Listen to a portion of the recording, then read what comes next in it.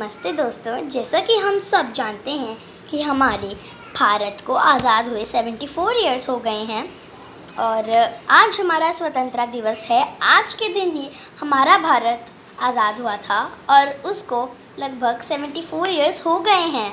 तो आप सबको स्वतंत्र दिवस की हार्दिक शुभकामनाएं। Happy independence day to all my friends and teachers. आज मेरी जो पोएम है वो इसी से रिलेटेड है, आज़ादी से ही रिलेटेड है। तो चलिए अब हम हमारी पोएम स्टार्ट करते हैं।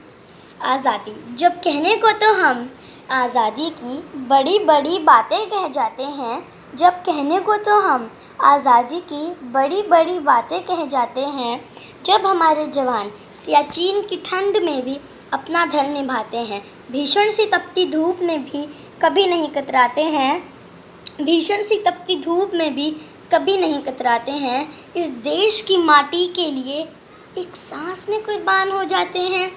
तो क्या हम वाकई में आज़ादी का मूल समझ भी पाते हैं?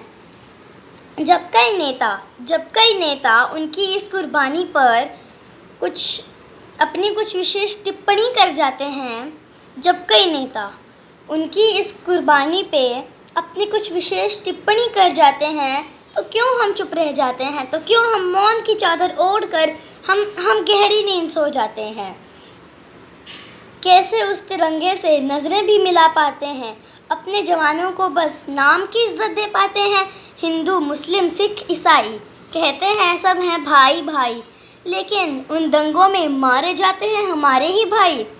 तो क्या हम वाकई में आज़ादी का मूल समझ भी पाते हैं? तो क्या हम वाकई में आज़ादी का मूल समझ भी पाते हैं? धन्यवाद। जय भारत।